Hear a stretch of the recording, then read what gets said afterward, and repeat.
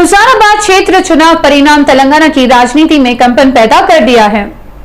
इटेला राजेंद्र की जीते साधारी TRS party का बड़ा भारी धक्का लगा है। इस संदर्भ में केटीआर ने कहा है कि हार जीत से हटकर शासन चलाना ही हमारा लक्ष्य है। राज्य के मंत्री केटीआर ने अपने ट्विटर मंच से कहा कि टीआरएस पार्टी के लिए जीत और हार कोई चीज नहीं है, ना ही हम जीत के खुशी मनाते हैं और ना ही हार को लेकर मातम। उन्होंने कहा कि हम निरंतर तेलंगाना की जनता के लिए काम करते हैं और टीआरएस पार्टी जनता के प्रति सदैव विचार करती रहती है, यही पार्टी का लक्ष्य है। उन्होंने अपनी प्रतिक्रिया अक्षय केटीआर एस ट्विटर खाते के द्वारा पोस्ट की है। విజయాలకు పొంగిపోము గర్వపడము, అపజయాలకు కుంగిపోము, అపజయాలకు ఎదురు దెబ్బలకి ఇబ్బంది పడము, కుంగిపోము అని చెప్పి ఎన్నోసార్లు చెప్పాం। एलआरडी मंडल अलसापुर ग्राम का एक 6 वर्षीय बालिका के साथ दुष्कर्म की पीड़ितों से मंत्री केटीआर ने पर्च किया। उन्होंने आश्वासन दिया कि पीड़ित परिवार को हर संभव की सहायता दी जाएगी। मंत्री केटीआर ने हैदराबाद के नीलोफर अस्पताल में उपचाराधीन बालिका के पीड़ित परिजनों से मिले। इस मौके पर उन्होंने कहा कि समाज में इस प्रकार की घटनाओं का होना बहुत ही दुर्भाग्यपूर्ण है। आरोपी जो भी हो उसे सख्त से सख्त सजा मिलनी ही चाहिए। केटीआर ने अस्पताल के डॉक्टरों से कहा कि पीड़ित बालिका को बेहतर से बेहतर उपचार सुविधाएं मुहैया कराई जाए। उन्होंने पीड़ित परिवार के लिए सदैव साथ रहने का परिजनों को आश्वासन दिया। हुजाराबाद उपचुनाव को हार को लेकर कांग्रेस पार्टी के गांधी भवन में अंतरिक्ष समीक्षा बैठक आयोजित की। इस बैठक की अध्यक्षता अखिल भारतीय कांग्रेस कमेटी के प्रभारी माणिक्यम ठाकुर ने की। कांग्रेसी नेताओं ने इस बैठक में कई विषयों की चर्चा की। माणिक्यम ठाकुर ने कहा कि राज्य में आरंभ की जा रही डिजिटल सदस्यता के दौरान सदस्यों को दुर्घटना बीमा, 14 नवंबर से आरंभ की जा रही 15 दिवसीय प्रजा चैतन्य पद यात्रा, विद्यार्थी बेरोजगारों की जंग सायरन, पार्टी के भावी कार्यक्रमों तथा पार्टी को मजबूत करने वाले मुद्दों पर भी विस्तृत रूप से चर्चा की गई है। इस बैठक में तेलंगाना प्रदेश कांग्रेस कमेटी के अध्यक्ष रेवंत रेड्डी, कांग्रेस विधायक दल के नेता भट्टी विक्रमार्क, पूर्व प्रदेश अध्यक्ष व सांसद उत्तम कुमार रेड्डी, संयोजक शब्बीर अली, अखिल भारतीय कांग्रेस कमेटी के प्रभारी सचिव बोसु राजू, प्रचार कमेटी चेयरमैन मधु याशकी गौड़, कार्यकारी अध्यक्ष जे गीता रेड्डी, पुन्नाला लक्ष्मయ్య, वी हनुमंतराव, चुनाव प्रबंधन कमेटी के चेयरमैन दामोदर राजनरसिंह, महेश्वर रेड्डी, संपत कुमार, चिन्ना रेड्डी, एमएलसी जीवन रेड्डी, विधायक श्रीधर बाबू, पूर्व केंद्रीय मंत्री रेणुका चौधरी, बलराम नायक, दासोजू श्रवण आदि नेता उपस्थित थे।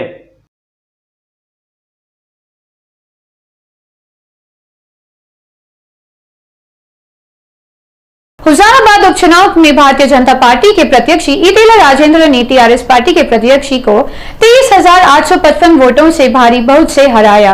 इस जीत को लेकर भारतीय जनता पार्टी की विविध श्रेणियों ने विजय उत्सव मनाया। इटेला की जीत से भारतीय जनता पार्टी के नेताओं में उत्साह एवं खुशी की लहर एक साथ दौड़ पड़ी। इस जीत को लेकर भारतीय जनता पार्टी की विभिन्न श्रेणियों ने अपने अपने क्षेत्रों में विजय उत्सव मनाया। इसी खुशी में भारतीय जनता पार्टी के नेताओं ने बंजारा हिल्स में रह रही पूर्व सांसद व भारतीय जनता पार्टी की नेता विजय शांति के घर जाकर उन्हें मिठाइयां खिलाई। इसी मौके पर भारतीय जनता पार्टी के नेताओं तथा कार्यकर्ताओं ने विजय शांति के निवास के समक्ष आलीशान आतिशबाजी कर खुशियां मनाई।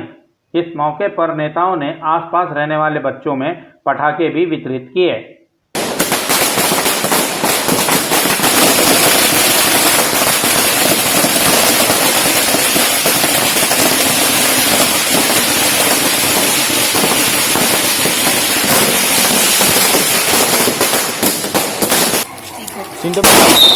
ले लो और के लो। Okay, happy Diwali, god bless you माँ। अरे Murali Babu thank you so much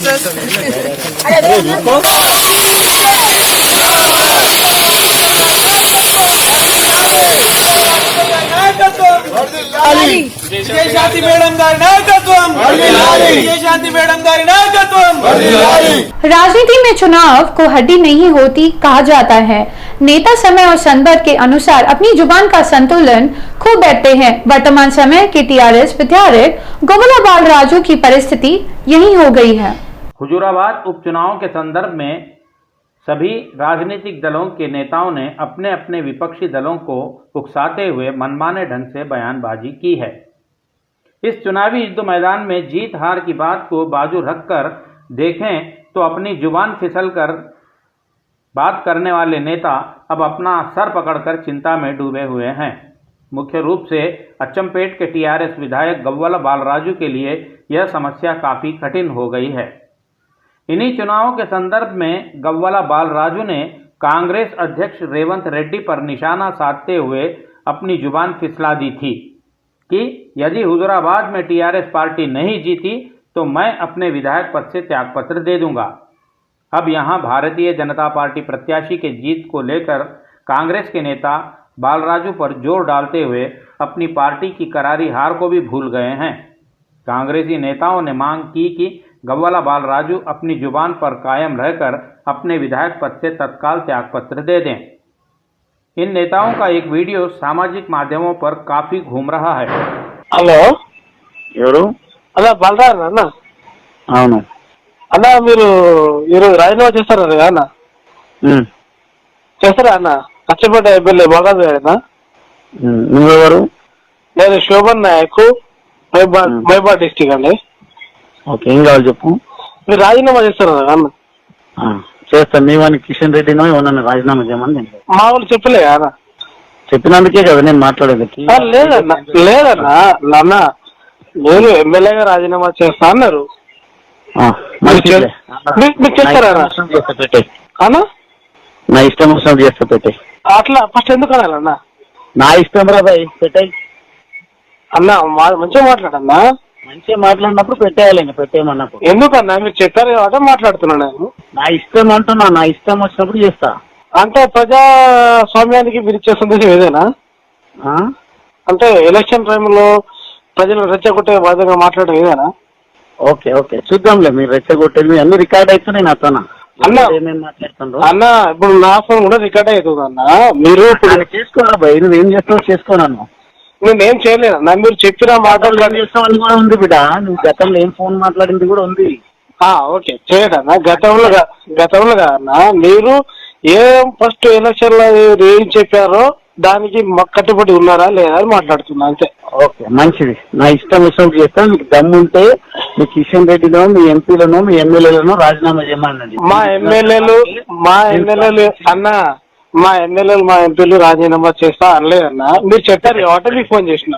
okay పెట్టే, ఇంకా అడిగినావు కదా చేస్తా. అన్న మీరు చేస్తున్నారా చేయట్లేదా? పెట్టేరా phone. Students foundation of India की मांग की कि मैचल सरकारी ITI कॉलेज के अन्य यंत्र स्थानांतरित करने के फैसलों को वापस ले ले। विद्यार्थी तथा छात्र संघों ने नेताओं के कलेक्टर कार्यालय को समक्ष इसी मांग को लेकर धरना दिया। मेडशल शहर में स्थित सरकारी ITI कॉलेज को शहर से कहीं दूर स्थानांतरित करने के निर्णय को वापस लेने की मांग करते हुए छात्र संघों तथा नेताओं ने कलेक्टर कार्यालय के समक्ष धरना आंदोलन किया। यह IIT 14 एकड़ भू क्षेत्र में फैला हुआ है। SFI के तत्वावधान में धरना दिए नेताओं ने आरोप लगाया कि ITI की वर्तमान भूमि पर बार काउंसिल को सौंपने के लिए सरकार कोशिशें कर रही है। उन्होंने सरकार से इस निर्णय को तत्काल वापस लेने की मांग की। మన కాలేజీలో మనకి ఎన్ని సమస్యలు ఉన్నాయో అది తర్వాత పాటు మనం చూసుకుంటాం. కానీ మన కాలేజీ లేకుండా చేస్తామని చూస్తున్నటువంటి మంత్రుల అండదండలతో విర్రవీగుతున్నటువంటి తెరాస ప్రభుత్వానికి ఈరోజు విద్యార్థులందరూ యూనిటీగా ఓపిక్గా ఉన్నందుకు మీకు అందరికీ ప్రత్యేక ధన్యవాదాలు తెలియజేస్తున్నాము. అందరం కలెక్టర్ గారిని రప్పించేటట్టు చేద్దాం అనుకున్నాము. ఇన్స్పెక్టర్ గారు హామీతో మనం ఇక్కడ రావడం జరిగింది. దీన్ని బట్టి పోలీసు వాళ్ళ మాట ఇంకోసారి వినొద్దని స్పష్టం మనకు అర్థమయ్యింది. సహకరించారు, వాళ్ళ డ్యూటీ మేర సహకరించారు అంతే, అంతకు మించి ఇంకేం సహకరించలేదు. కలెక్టర్ గారు లోపల మాట్లాడుతూ చెప్పింది ఏంటంటే కలెక్టర్ గారికి ఇప్పటివరకు ఇన్ఫర్మేషన్ లేదు దాని గురించి. మనం వెళ్ళాక ఫోన్ చేసి అది కనుక్కోండి అని చెప్పారు. అంటే ఒక కాలేజీ 14 ఒక ప్రభుత్వ సంస్థ తరలింపు అవుతుంటే కలెక్టర్ గారికి సమాచారం లేకపోవడం అనేది సబ్ కలెక్టర్ గారికి అది కరెక్ట్. అంటే ఎంత మేరకు తమ పదవికి న్యాయం చేస్తున్నారు అనేది మనం ఆలోచించుకోవాల్సిన అవసరం ఉంది. ఒకటి, మన భూమి జోలికి వస్తే ఊరుకునేది లేదనేది ఈ సందర్భంగా ప్రభుత్వానికి, ప్రభుత్వ యంత్రాంగానికి హెచ్చరిస్తున్నాము. ఈరోజు ఇక్కడితో అయిపోదు issue. ITI chief director office ముట్టడి ఉంటుంది. షామీర్పేటలో ఉన్నటువంటి ప్రభుత్వ ఐటీఐతో కదిలిస్తాం. అల్వాల్లో ఉన్నటువంటి ఐటీఐ కాలేజీని కదిలిస్తాం. ఆర్టీసీ క్రాస్ లో ఉన్న ఐటీఐ కాలేజీని కదిలిస్తాం. రాష్ట్రానికి హెడ్ ఆఫీస్ గా ఉన్నటువంటి మల్లెపల్లిలో ఉన్నటువంటి చీఫ్ డైరెక్టర్ ఆఫీస్ కూడా దాన్ని కదిలించి అదే కాలేజీలో నిరాహార దీక్ష కూడా కూర్చోడానికి ప్రణాళిక సిద్ధం చేసుకున్నాం. न्यायस्थान के देवस्थानम के नाम पर अमरावती आंध्र प्रदेश के किसानों की पद यात्रा आज तीसरे दिन में पहुंच गई है। किसानों की मांग है कि अमरावती ही प्रदेश का राजधानी रखी जाए। आंध्र प्रदेश के किसान जो अमरावती राजधानी के लिए अपनी जमीनें दिए, उनकी मांग है कि आंध्र प्रदेश की एकमात्र राजधानी अमरावती ही हो और इसी को जारी रखा जाए। इस संदर्भ में निकाली गई पदयात्रा आज तीसरे दिन में प्रवेश कर गई। आज यह पदयात्रा गुंटूर जिले के पुल्लदीगुंटा पहुंची। इस पदयात्रा का समापन तिरुपति में होगा।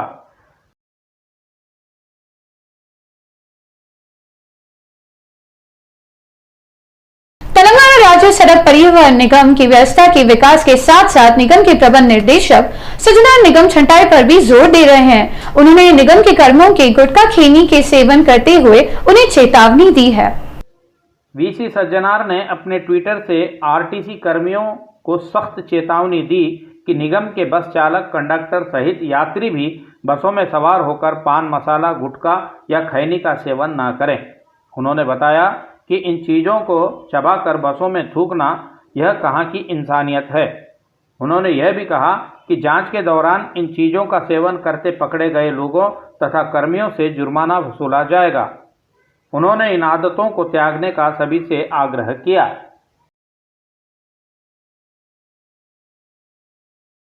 दीपावली के उत्सव मनाएं, लेकिन इस मौके पर ड्रेनेज से संभल रहें। विशेषज्ञों की चेतावनी को, यदि कोई ड्रेनेज की जाली पर पटाखे जलाएं तो पटाखों से पहले आप जल जाएंगे।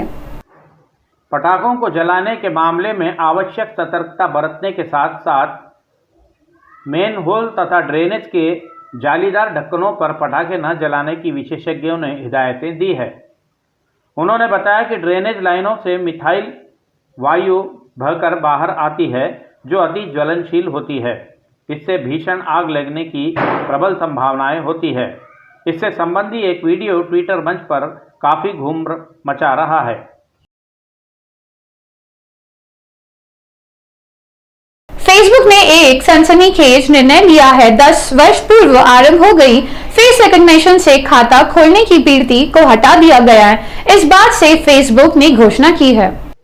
लगभग कई दशकों से अन्य सभी सामाजिक माध्यमों पर तहलका मचाए फेसबुक पर कई प्रकार के आरोप आते ही रहे हैं।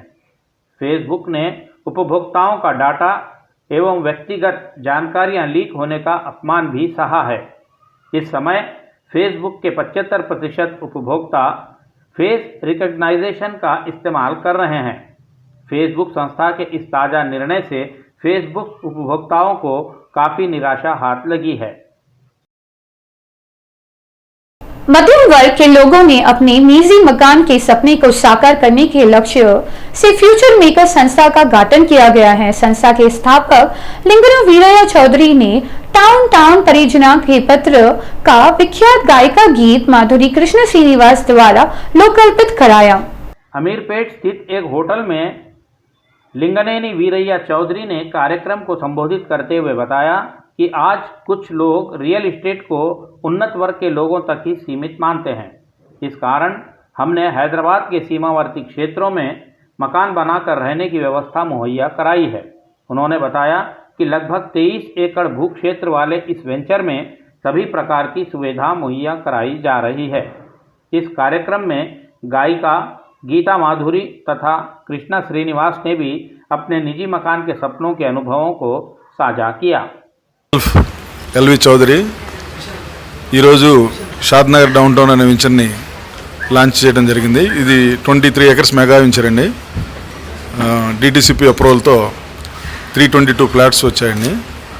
Previously Kothur down town, Nandigama highway down town రెండు within very short period complete చేసుకుని ఈరోజు థర్డ్ వెంచర్గా షాద్నగర్ డౌన్ టౌన్ లాంచ్ చేయడం జరిగిందండి బెంగళూరు హైవేలో. ఇది కూడా చాలా రీజనబుల్ ప్రైస్లో కస్టమర్స్ అందరికీ అందుబాటు ధరల్లో మేము డిజైన్ చేశాము. ఎమ్యూనిటీస్ వచ్చేటప్పటికి ఎక్కడ కాంప్రమైజ్ కాకుండా కస్టమర్సు అందరూ కూడా మెచ్చుకునేలాగా ఇది డిజైన్ చేయడం జరిగిందండి. సో ఈ ఆపర్చునిటీని కస్టమర్స్ అందరూ కూడా అవైల్ చేసుకోవాలని కోరుకుంటూ 23 acres అండి, ఇది 23 acres మెగా వెంచరు, 322 ఫ్లాట్స్ వచ్చాయండి. షాద్నగర్లో అత్యంత చేరువలో హైవేకి ఈరోజు బ్రోచర్ లాంచ్ చేయడం జరిగిందండి. ఇది 23 ఎకరాల విస్తీర్ణంలో ఉంది వెంచరు. మొత్తం 325 ప్లాట్లు వచ్చిన వెంచర్ అండి. DTCP అప్రూవల్తో ఈ వెంచర్ మేము స్టార్ట్ చేస్తున్నాము. కేవలం పెట్టుబడి మార్గమే కాకుండా ఎవరైతే ఇమ్మీడియట్గా ఇల్లు కట్టుకోవాలనుకుంటున్నారో వాళ్ళందరికీ కూడా అత్యంత సౌకర్యమైన ఫెసిలిటీస్ ఇస్తున్నామండి. అందరికీ అందుబాటు ధరల్లో ఉండాలని చెప్పేసి మంచి ప్రైస్ డిజైన్ చేయడం జరిగింది.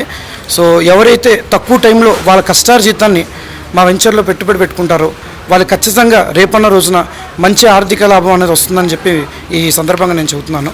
అండ్ ఇదే హైవేలో లాస్ట్ 3 నెలలు చూసుకుంటే డౌన్ టౌన్ అని ఒక 5 ఎకరాలు, హైవే డౌన్ టౌన్ అని ఒక 16 ఎకరాలు, అలాగే ఇప్పుడు షాద్నగర్లో డౌన్ టౌన్ అని చెప్పేసి 3వ వెంచరు లాంచ్ చేయడం అనేది చాలా సంతోషంగా ఉందండి. సో ప్రతి కస్టమర్ కూడా ఇందులో ఇన్వెస్ట్ చేసిన వాళ్ళు చాలా సంతోషంగా ఉన్నారు. ఈ అవకాశాన్ని అందరూ కూడా వినియోగించాలని కోరుకుంటూ మీ హరి. Thank you. राज्य की सत्ताधारी टीआरएस पार्टी को अपनी विजय गर्जना सभा वरंगल जिले के हनुमकोंडा में आयोजित करने का निर्णय लिया है। इसके लिए जिले के देवनापेट में 29 नवंबर की सभा आयोजित करने के लिए टीआरएस को कोशिश के किसान सफल होने नहीं दे रही है। राज्य की सत्ताधारी टीआरएस पार्टी ने 29 नवंबर को निर्धारित पार्टी की विजय गर्जना सभा को हसनपर्ती मंडल के देवनापेट में आयोजित करने का निर्णय लिया। यह ऐसा हो तो किसानों ने यहाँ की भूमियाँ में विभिन्न प्रकार की फसलें बो रखी है। यह फसलें इस समय परिपक्वता की स्थिति में हैं। पहले ही किसान अधिक बारिशों के कारण अपनी अधिकांश फसलों के बर्बाद होने से परेशान है। बची कुची फसलें हाथ को आने की उम्मीदों के चलते उनकी जमीनों पर फसलों को ध्वस्त कर उस स्थान पर बैठक आयोजित करने की अपनी मंजूरी देने से किसान पीछे हट रहे हैं। इसी विवाद के चलते किसानों तथा टीआरएस पार्टी के नेताओं में विवाद तेज हो जाने से वहां तनाव की स्थिति बन पड़ी। किसानों का कहना है कि आम सभा के लिए हमारी फसलों को नष्ट नहीं करेंगे। जनसभा किसी बंजर भूमि स्थल पर भी की जा सकती है। किसानों ने नेताओं के दबाव पर 2 टूक शब्दों में कह दिया है कि वे किसी भी हाल में बैठक के लिए अपनी फसलें नष्ट कर अपनी जमीन पार्टी को नहीं सौंपेंगे। మా ఇప్పుడు ఎమ్మెల్యే ఆరు రమేష్ అన్నను వినయాన్ని వచ్చిండు. రైతుల సమస్యలు రైతులు ఖుషిగానే మాతోటి ఒప్పుకున్నారని చెప్పి ఒక విలేకరులతో మాట్లాడి దానికి లైవ్ పెట్టిండు. సార్ మేము రైతులము, భూములు మేము స్వచ్ఛంగా మేము ఒప్పుకోలేదు, మేము ఇయ్యం. మాకు ఒక్కొక్క రైతుకు పత్తులు నాశనం అయిపోయినాయి. ఇప్పుడే మళ్ళీ పత్తులు క్రాప్ కత్తనే సార్. మాకు 10 లక్షలు 9,000కు ఒక క్వింటల్ పత్తిలే సార్. ఎగురాల 10 క్వింటాలు వెళ్తుంది. మీకు క్వశ్చన్ వేసినాం, మాకేం కట్టిస్తాం సార్, మాకు అవసరం లేదు. ఎవరు ఏ రైతు మొత్తం స్వచ్ఛంగా ఎవరు ఒప్పుకోలేదు మేము విన్నవిస్తున్నాం సార్. మాకు దయచేసి మమ్మల్ని అర్థం చేసుకుని మా భూములకు రాకండి, మమ్మల్ని ఇబ్బంది పెట్టకండి. అదే ముఖ్యమంత్రి సభ అని కేసీఆర్ సభ పెడతాడే, కేసీఆర్ సభ పెడితే పంచాయతీ భూములలో పెట్టుకోవాలి, మా పంట భూములకి అయితే రావద్దు సార్. మాది ఎందుకంటే ఇప్పుడు రైతులు అంతా కోల్పోయి ఉన్నారు, వర్షాలు పడి ఒక్క పంట పండలేదు. ఇప్పుడే క్రాప్ వచ్చినాయి పత్తులు. మేము మాత్రం ఏ రైతు ఒప్పుకోలేదు. ఇప్పుడు ఆరు రమేష్ అను నేను అంటాడు, ఏమంటాడు, రైతులు స్వచ్ఛంగా ఒప్పుకున్నారని మాట్లాడతాం కానీ ఏ రైతుతో మాట్లాడలేదు, వాళ్ళు ఎవరితోటి మాట్లాడలే. సీఎం ఇక్కడ సభ పెడతారని దేవన్నపేట గ్రామంలో హసన్పర్తి మండలం వినయాన్నను ఆరు రమేష్ వచ్చి మేము ఒప్పుకోలేదు. మా చాలా నష్టపోయినాం మేము వ్యవసాయ రైతులము. మేము పత్తులు సేల్ వేసుకున్నాం, పొలాలు వేసుకున్నాం, కూరగాయ చెట్లు పెట్టుకున్నాం, అది అట్నే ఉన్నాయి. ఇప్పుడే పత్తి క్రాపింగ్ ఉన్నాయి, ఎకరాన 10 క్వింటాలు వెళ్తుంది. మేము అడిగినాం మాకేం కట్టిస్తారు సార్ అంటే మేము చూసి కట్టిస్తామంటాను. మేము మా నష్టపరిహారం వద్దు, మేము ల్యాండ్ ఇవ్వము, మాకు సభ మాకు అవసరం లేదు, వాళ్ళు పంచరాయికి ఉన్న కాడ పెట్టుకోండి. మేము రైతులము, వ్యవసాయం మీదే బతుకుతున్నాం ఆధారపడి, మమ్మల్ని మాత్రం ఇబ్బంది పెట్టకండి.